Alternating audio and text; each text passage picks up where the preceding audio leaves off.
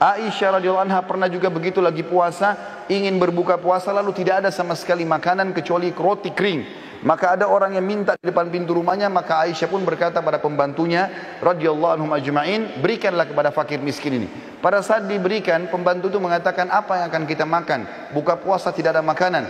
Maka kata Aisyah dengan penuh keyakinan, Allah pasti akan mendatangkannya. Sebelum menjelang azan maghrib, datanglah seseorang dari penduduk Madinah memberikan seekor kambing yang utuh, diberikan dengan dihiasi dengan minyak samin dan za'faran. Utuh diberikan ke rumah Aisyah anha. Lalu Aisyah pun berbuka puasa dengan pembantunya pada saat sambil berkata, makanlah daging ini, sesungguhnya ini lebih baik daripada roti yang sudah kamu infakkan itu. Abu Dahda radhiyallahu anhu, sahabat Nabi yang mulia luar biasa. Beliau mendengarkan firman Allah turun di dalam surah Al-Baqarah 245 yang bunyinya, a'udzubillahi minasyaitonir rajim, man dzalladzi yuqridullaha qardan hasana. Siapakah yang ingin meminjamkan untuk Allah dengan pinjaman yang baik?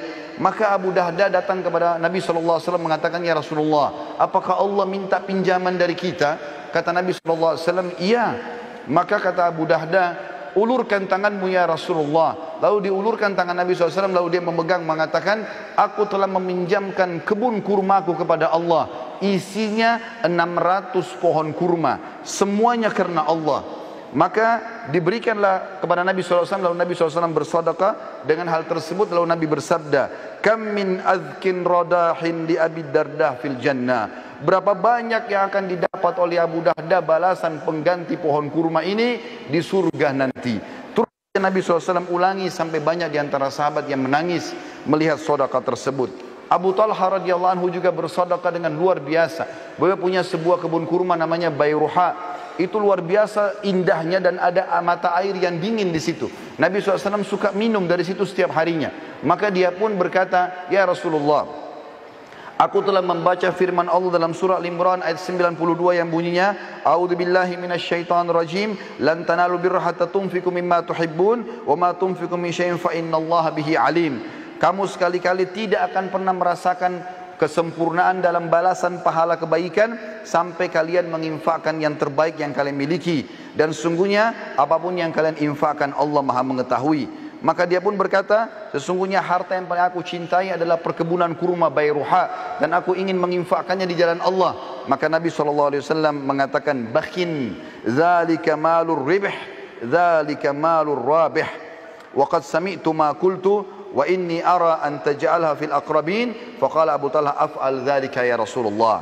Artinya, sungguh keberuntungan kau hai Abu Talha, sungguh keberuntungan, hartamu ini menguntungkan sekali, dan aku telah mendengar kau menginfakkan di jalan Allah, dan aku memerintahkan kamu untuk memberikan kepada sanak kerabatmu terdekat.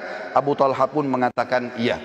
Sebagai penutup teman-teman, saya minta waktu sekitar 2-3 menit. Saya akan menyampaikan beberapa kisah berhubungan dengan pentingnya sedekah, dan ternyata dia bisa menyembuhkan banyak penyakit.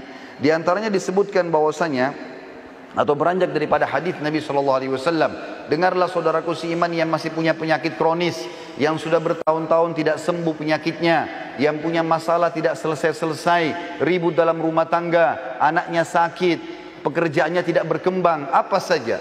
Sabda Nabi SAW yang masyhur dalam hadis sahih riwayat Al-Baihaqi, dawu mardakum bis sadaqah wa hassinu amwalakum biz zakah wa iddu lil bala'id du'a. Obatilah orang-orang yang sakit di antara kalian dengan sedekah, bentengilah harta kalian dengan zakat, dan siapkanlah untuk menghadapi musibah dengan doa-doa. Ibnu Qayyim berkata, setiap dokter yang tidak mengobati pasiennya dengan memeriksa hati, kebaikan dan kekuatan ruh, dan menguatkan hal-hal tersebut dengan memerintahkan pasiennya bersedekah, berbuat kebaikan dan kebajikan, juga bertaubat dan mengingat akhirat, maka dia bukanlah seorang dokter yang hakiki, tapi dia dokter yang baru saja belajar.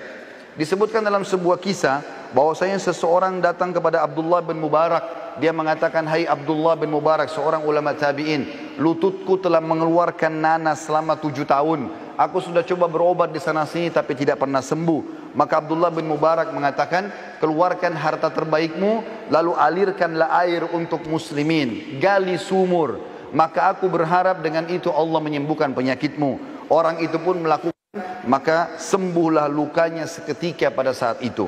Seorang ibu lagi divonis sakit keras, tidak bisa sembuh lagi, maka anaknya keluar mencari fakir miskin dan bersedekah. Pada saat dokter mengatakan sudah tidak akan pernah sembuh lagi, ternyata ibu tersebut setelah si anak mencari orang miskin dan sengaja bersedekah untuk itu, maka Allah sembuhkan ibunya dari penyakit kronis. Allah subhanahu wa ta'ala juga dalam kisah yang lain mengangkat penyakit kanker dari seorang laki-laki yang sudah divonis tidak akan pernah bisa meninggal, tidak akan bisa hidup lagi. Dari Saudi dia berangkat ke Eropa untuk membiayai kankernya, dan ini ada beberapa organ tubuh yang harus dirusak dan diangkat.